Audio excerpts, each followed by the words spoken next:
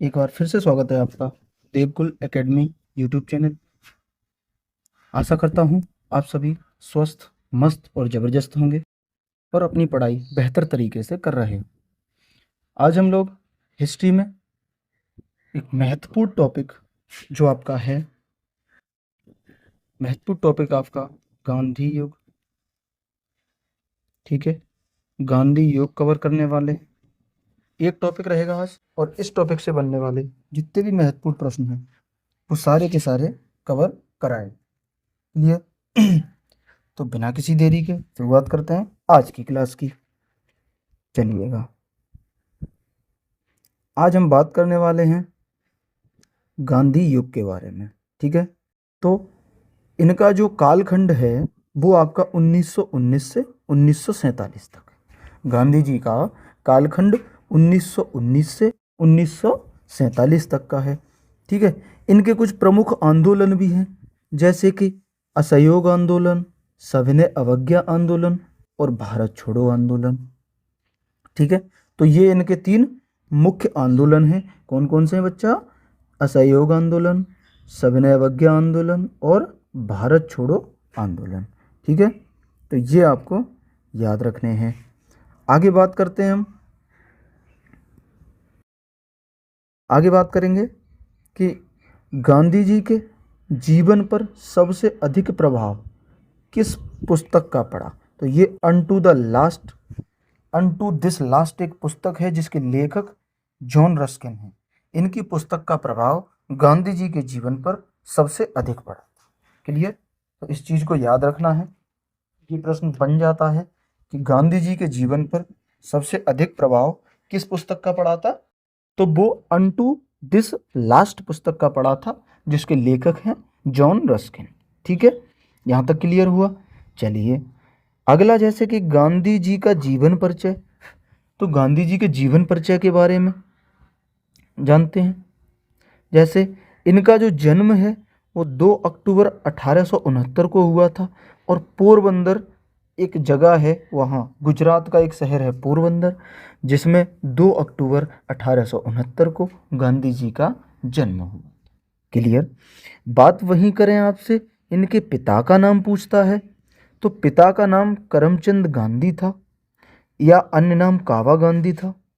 ठीक है, इनके बारे में महत्वपूर्ण है कि यह अंग्रेजों के वित्त मंत्री या राजस्व मंत्री थे। राजकोट, बीकानेर और पोरबंदर, तीन जगह के ये अंग्रेजों के वित्त मंत्री, राजस्व मंत्री थे। कौन कौन सी जगह? अगर आपसे पूछे कौन कौन सी जगह के, एक आपका राजकोट, बीकानेर और पोरबंदर, ये तीन जगह के वित्त मंत्री और राजस्व मंत्री थे गांधी जी के पिताजी, जिनका नाम था करमचंद गांधी। तो इनके पिता का नाम याद रखना, इनका जन्म याद रखना और जन्म कहाँ हुआ वो याद रखना। क्लियर? चलिए अगले प्रश्न पे अगला चलते हैं। पूछ लेता इनकी माता का नाम। माता का नाम पुतलीबाई था। ठीक है, और इनकी पत्नी कस्तूरबा थी।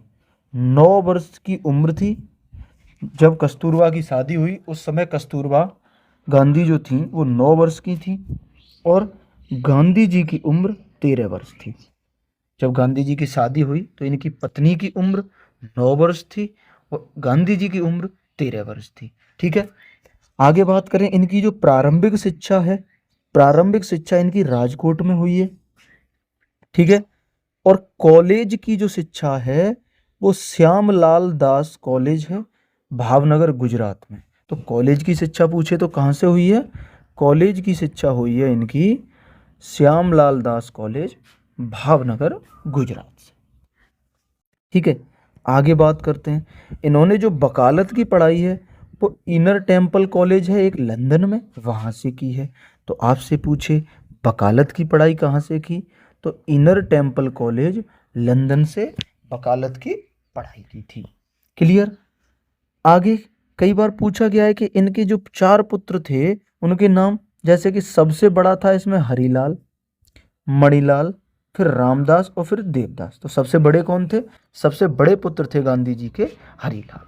अच्छा, एक महत्वपूर्ण प्रश्न है जो कईयों बार पूछा गया है कि गांधी जी के दत्तक पुत्र जमुना लाल बजाज जो हैं वो गांधी जी के दत्तक पुत्र थे। अगर दत्तक पुत्र पूछा जाए कि गांधी जी के दत्तक पुत्र कौन थे, तो जमुना लाल बजाज गांधी जी के दत्तक पुत्र थे। अच्छा, आगे आपसे पूछेगा कि गांधी जी भारत कब लौटे थे। ठीक है, तो 1891 में गांधी बॉम्बे लौटे थे। ठीक है, अपनी जो वो वकालत की पढ़ाई इनर टेम्पल कॉलेज में कर रहे थे लंदन में, वहां से ये भारत कब लौटे, तो ये 1891 में भारत लौटे थे। क्लियर। फिर आगे क्या होता है कि 1893 में गुजरात के व्यापारी अब्दुल्ला पर दक्षिण अफ्रीका में एक मुकदमा हो जाता है। ठीक है, और इसे लड़ने ही गांधी जी अफ्रीका चले गए। जब ये वकालत की पढ़ाई कंप्लीट करके भारत आए 1891 में, तो गुजरात के एक व्यापारी अब्दुल्ला थे जिन पे साउथ अफ्रीका में एक मुकदमा हो जाता है। वो गांधी जी के पास आते हैं, तो गांधी जी उनका केस लेते हैं, और उनका केस लड़ने गांधी जी अफ्रीका चले जाते हैं। ठीक है, अब आगे प्रश्न बनता है कि दक्षिण अफ्रीका में गांधी जी कब से कब तक रहे, तो ये 1893 से 1914 तक दक्षिण अफ्रीका में रहे थे गांधी जी। क्लियर। कब तक रहे, 1893 से 1914 तक गांधी जी दक्षिण अफ्रीका में रहे। तो ये डेट महत्वपूर्ण है जो आपको याद रखनी है। एक तो 1893 में गए थे और 1914 तक अफ्रीका में रहे थे। ठीक है, आगे बात करते हैं कि गांधी जी अब्दुल्ला का मुकदमा जीत जाते हैं अफ्रीका में। अब्दुल्ला का मुकदमा गांधी जी जब जीत जाते हैं, तो 9 जनवरी 1915 को गांधी जी भारत लौटते हैं। तो ये महत्वपूर्ण प्रश्न बनता है कि गांधी जी भारत कब लौटते हैं, तो आपको याद रखना है 9 जनवरी 1915 को गांधी जी भारत लौटते हैं। और भारत में इसी दिन प्रवासी भारतीय दिवस मनाया जाता है। तो ये भी याद रखना है कि इसी दिन प्रवासी भारतीय दिवस मनाया जाता है। तो आपसे पूछे कि प्रवासी भारतीय दिवस कब मनाया जाता है, तो एक प्रश्न बनता है स्टैटिक का कि 9 जनवरी को प्रवासी भारतीय दिवस मनाया जाता है। जीएस में आपसे ऐसे पूछ सकता है प्रवासी भारतीय दिवस किसके उपलक्ष्य में मनाया जाता है, तो आप बोलेंगे कि गांधी जी के दक्षिण अफ्रीका दौरे से भारत लौटने के उपलक्ष्य में प्रवासी भारतीय दिवस मनाया जाता है। क्लियर। अच्छा, आगे बात करते हैं कि 1893 से 1915 के बीच गांधी जी 3 बार भारत आए। 1893 से 1915 के बीच गांधी जी कितनी बार भारत आए, तो गांधी जी 3 बार भारत आए। अच्छा, पहली बार 1897 में आए थे पत्नी तथा बच्चों को लेने, यानी अपनी पत्नी और अपने बच्चों को लेने पहली बार 1897 में आए थे गांधी जी। ठीक है, दूसरी बार ये 1901 में आए थे कांग्रेस के अधिवेशन में शामिल होने के लिए। 1901 में कांग्रेस के अधिवेशन में शामिल होने के लिए दूसरी बार आए। तीसरी बार ये 1915 में आए थे, और ये अंतिम बार था 9 जनवरी 1915 को अंतिम बार गांधी जी भारत आए। क्लियर। तो ये डेट भी महत्वपूर्ण हमें याद रखनी है कि पहली बार 1897 में आए थे पत्नी और बच्चों को लेने, दूसरी बार 1901 में आए थे कांग्रेस के अधिवेशन में शामिल होने, और तीसरी बार 9 जनवरी 1915 को आए थे, और ये अंतिम बार था। अंतिम बार आए थे, उसके बाद दक्षिण अफ्रीका नहीं गए। क्लियर। आगे बात करते हैं। आपसे पूछे गांधी जी ने सत्याग्रह का पहला प्रयोग दक्षिण अफ्रीका में किया। महत्वपूर्ण प्रश्न है, काफ़ी बार पूछा गया है, तो ये आपको याद रखना है कि गांधी जी ने सत्याग्रह का पहला प्रयोग कहाँ किया था, तो गांधी जी ने सत्याग्रह का पहला प्रयोग दक्षिण अफ्रीका में किया। ठीक है, आगे देखते हैं कि गांधी जी की आत्मकथा सत्य के साथ मेरे प्रयोग, ये गांधी जी की आत्मकथा है, और इसमें जो घटनाओं का जिक्र है वो 1920 तक की घटनाओं का जिक्र है। तो आपसे ये भी पूछ सकता है कि गांधी जी की आत्मकथा है जो कि सत्य के साथ मेरे प्रयोग, उसमें कब से कब तक की घटनाओं का उल्लेख है, तो इसमें 1920 तक की घटनाओं का उल्लेख है। अच्छा, गांधी जी किससे प्रभावित थे, ये भी पूछा जाता है, तो Gandhi ji John Ruskin, David Thoreau, Leo Tolstoy, इन 3 लोगों से बहुत प्रभावित हुए गांधी जी। ठीक है, तो ये भी याद रखने हैं कि गांधी जी किससे सर्वाधिक प्रभावित हुए। सर्वाधिक प्रभावित हुए थे वो जॉन रस्किन से। ठीक है, अनटू दिस लास्ट पुस्तक थी जो जॉन रस्किन की, उससे गांधी जी सर्वाधिक प्रभावित हुए। आगे गांधी का सिद्धांत क्या था? गांधी जी का जो सिद्धांत था वो सत्य और अहिंसा गांधी जी का सिद्धांत, ठीक है। और एक सर्वोदय, सर्वोदय का मतलब है दलितों और अछूतों का उत्थान करना, ठीक है।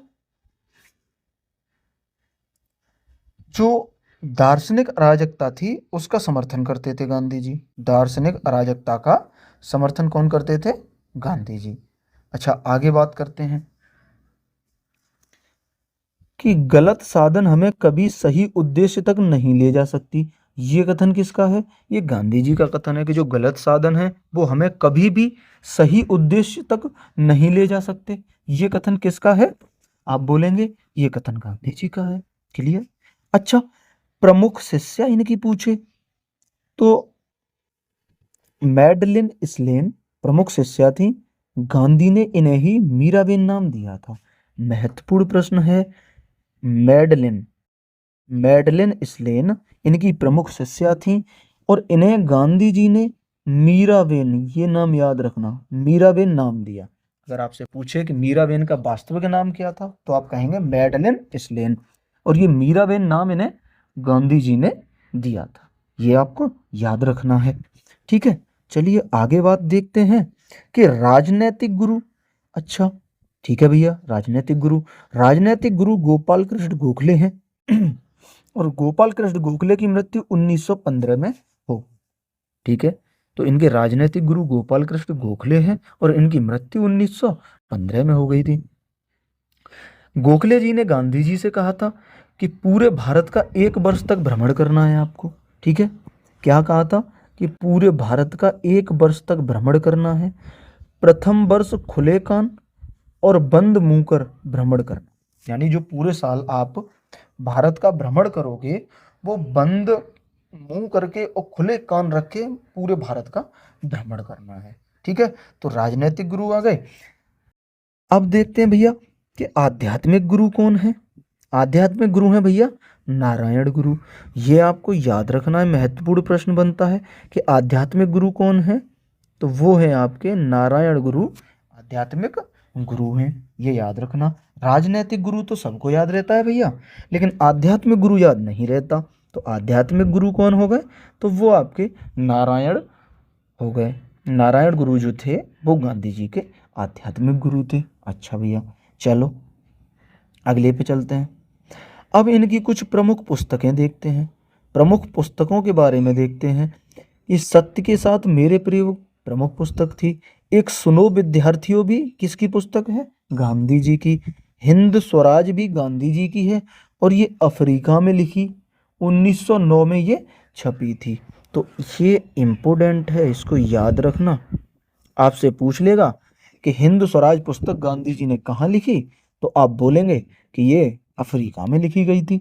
और पूछे कब लिखी गई थी, तो वो छपी कब थी, तो ये 1909 में छपी थी। ये भी आपको याद रखना है। तो इस पुस्तक को आप अच्छे से याद रखना कि जो हिंद स्वराज पुस्तक है वो अफ्रीका में लिखी गई थी और 1909 में इसका प्रकाशन हुआ था या ये छपी थी।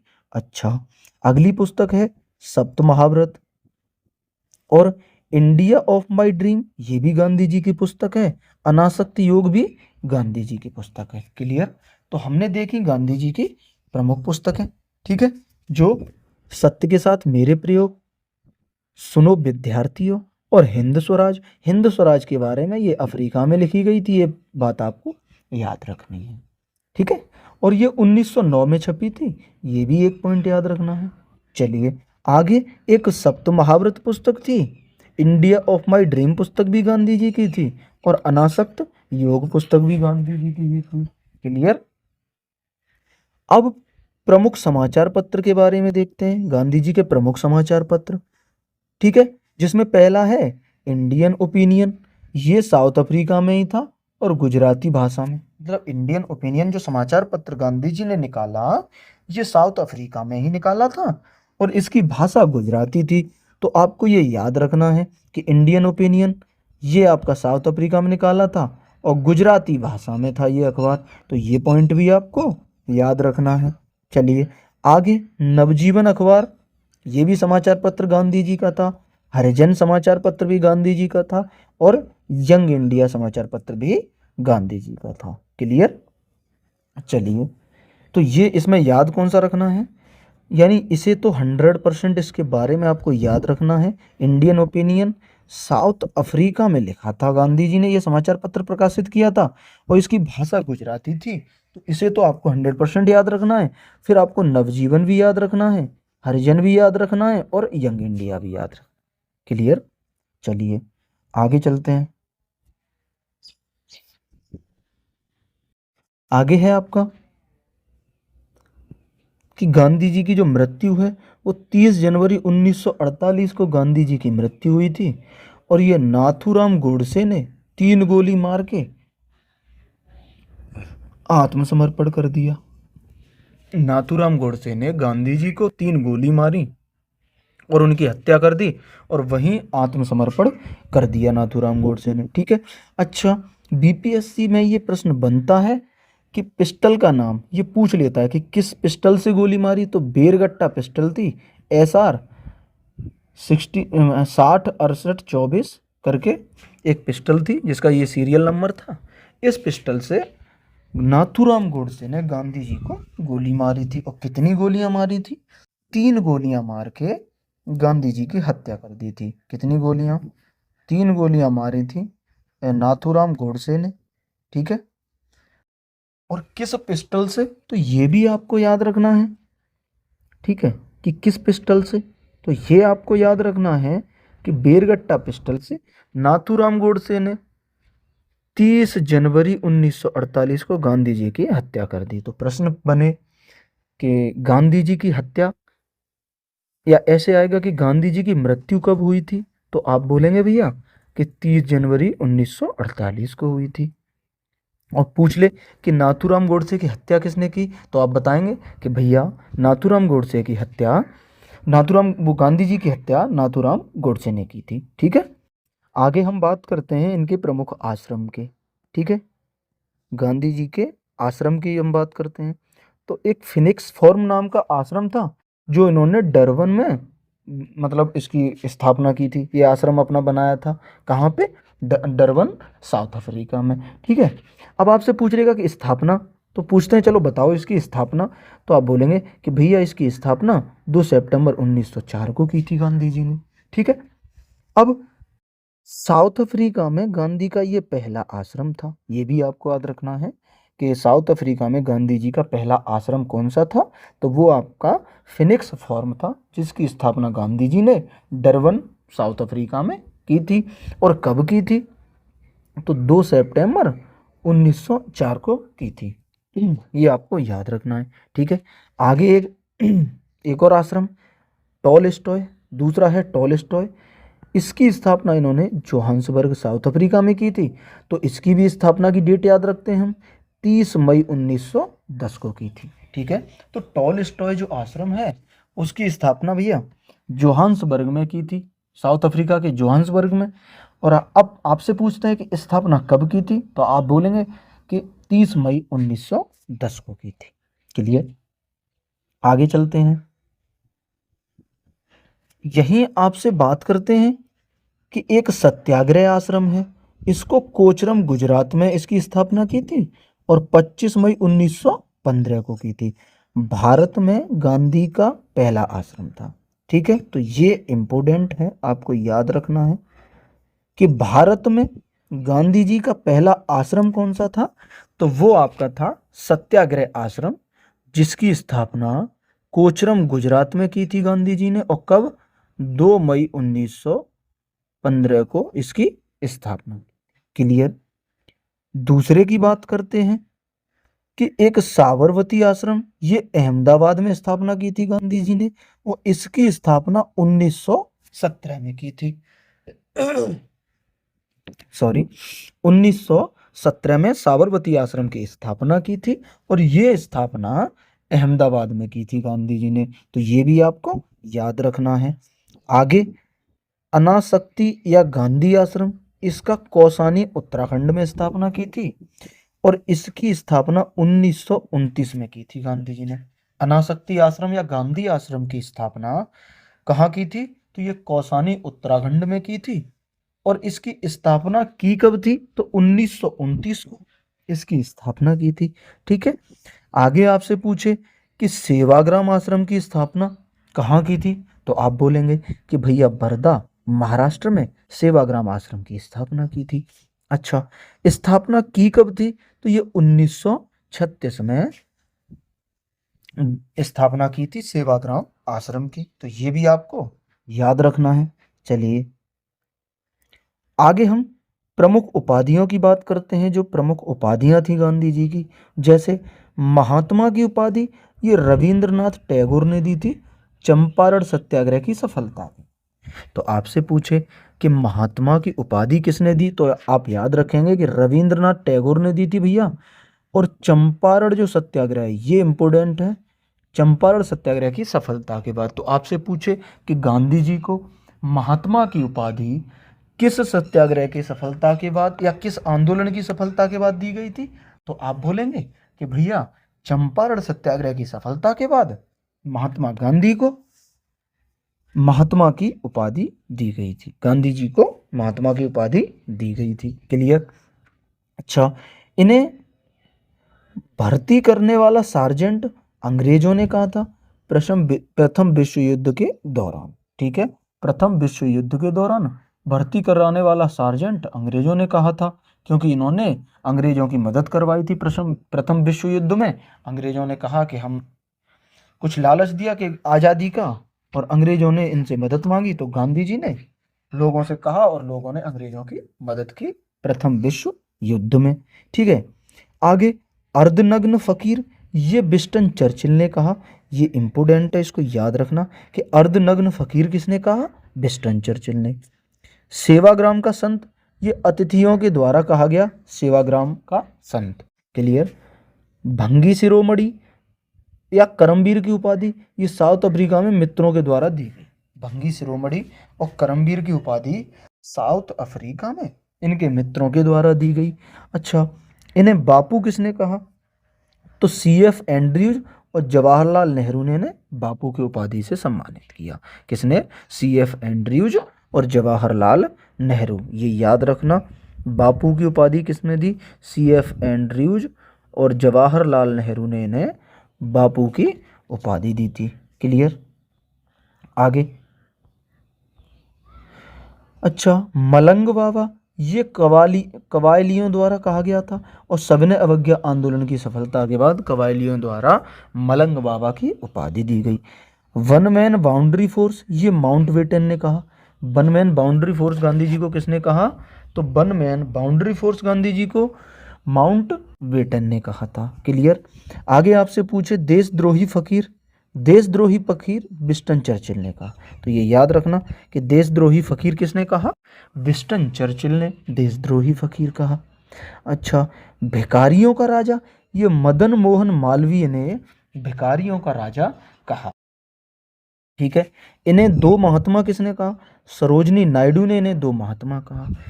केसरे हिंद की उपाधि अंग्रेजों के द्वारा दी गई थी, और प्रथम विश्व युद्ध समाप्ति पर इन्हें अंग्रेजों द्वारा केसर ए हिंद की उपाधि दी गई थी। ठीक है। अच्छा, इन्हें आधुनिक भारत का आजाद शत्रु किसने कहा? तो डॉक्टर राजेंद्र प्रसाद ने इन्हें आधुनिक भारत का आजाद शत्रु कहा था। क्लियर? और इन्हें भारत का आजाद शत्रु कहा गया है। तो ये आपको याद रखना है कि डॉक्टर राजेंद्र प्रसाद को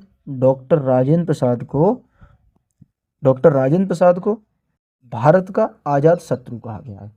और आधुनिक भारत का आजाद शत्रु पूछे तो गांधी जी को कहते हैं। आधुनिक भारत का आजाद शत्रु किसे कहते हैं? तो ये कहते हैं गांधी जी को, और भारत का आजाद शत्रु राजेंद्र प्रसाद को कहते हैं। ठीक है, ये भी आपको याद रखना है। अच्छा, इन्हें कुली बैरिस्टर की उपाधि अंग्रेज मजिस्ट्रेट ने दी, और राष्ट्रपिता सुभाष चंद्र बोस ने कहा। तो गांधी जी को राष्ट्रपिता किसने कहा? राष्ट्रपिता सुभाष चंद्र बोस ने कहा। तो ये थी हमारी आज की क्लास। हम ऐसी आशा करते हैं कि आपको क्लास पसंद आई होगी। अगर पसंद आई है तो वीडियो को लाइक ज़रूर करें। आज की क्लास का हम 50 लाइक का टारगेट रखते हैं। एक छोटा सा टारगेट है जो आप अचीव करवा देंगे। और आपसे एक रिक्वेस्ट है कि अगर आप चैनल पे नए हैं तो चैनल को सब्सक्राइब ज़रूर करें, क्योंकि बेहतर कंटेंट बेहतर तरीके से मैं आपके समक्ष लेके आता हूँ। हाँ, ये ज़रूर है कि क्लास 1-2 दिन लेट हो जाती है, लेकिन ये बात पक्की है कि जब आती है ना तो कंटेंट बहुत बेहतर होता है और बहुत अच्छे तरीके से आपको कराई जाती है। क्लियर? तो आप इस बात पे बिल्कुल परेशान ना हो कि क्लास लेट होती है, कहीं छोड़ तो नहीं दिया बीच में। मैं ये प्रॉमिस करता हूँ कि आपकी जो हिस्ट्री है इसको मैं पूरा कराने के बाद ही दम लूँगा, और ये मेरा आपके से वादा है कि मैं हिस्ट्री आपकी पूरी कराऊंगा। ठीक है? तो चलिए, आज की वीडियो थी यहीं तक। आज हम कुछ महत्वपूर्ण 10 प्रश्न देखते हैं हिस्ट्री के, जिन्हें आप करेंगे। ठीक है? तो चलिए शुरुआत करते हैं। आज का पहला है कि गुरु नानक देव जी का जन्म, तो ये 1469 में तलवंड में, जो वर्तमान में ननकाना साहिब पाकिस्तान में स्थान। ठीक है? तो इनका जन्म कब हुआ था? 1469 में हुआ था। क्लियर? आगे थोड़ा आज विलर है, कल से मैं इसको कोशिश करूंगा और अच्छा करने की। नानक जी के पिता का नाम मेहता कालूचंद था और नानक जी की माता का नाम तृप्ता देवी था। तो ये आपको याद रखना है कि नानक जी के पिता का नाम मेहता कालूचंद और नानक जी के माता का नाम तृप्ता देवी। ठीक है? संगत धर्मशाला और पलंग लंदन लंगर को स्थापित किया था गुरु नानक देव जी ने। धर्मशाला और लंगर जो चलते हैं, इन्हें किसने स्थापित किया था? तो ये भी याद रखना, गुरु नानक देव ने। गुरु नानक देव जी की मृत्यु 1539 ईस्वी में करतारपुर पाकिस्तान में हुई। और गुरु नानक देव जी का उत्तराधिकारी कौन हुए? गुरु अंगद, जो गुरुमुखी लिपि के जनक है। तो गुरुमुखी लिपि के जनक कौन है? तो वो आपको याद रखना कि गुरु अंगद, गुरु अंगद गुरुमुखी लिपि के जनक हैं। ठीक है? आज आज एडजस्ट कर लो, थोड़ा ब्लर दिख रहा है, कल से मैं इसे बेहतर तरीके से लेके आऊंगा। क्लियर? थोड़ा छोटा कर ले तो शायद सही दिखे। एक सेकंड। हाँ चलो, छोटे में फिर भी साफ दिख रहा है। ओके ओके, एक सेकंड।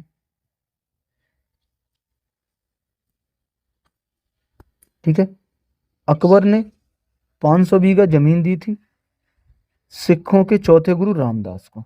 ठीक है? सिखों के चौथे गुरु जो रामदास थे, उन्हें अकबर ने 500 बीघा जमीन दी थी। और आदि ग्रंथ की रचना ये गुरु अर्जुन देव ने की।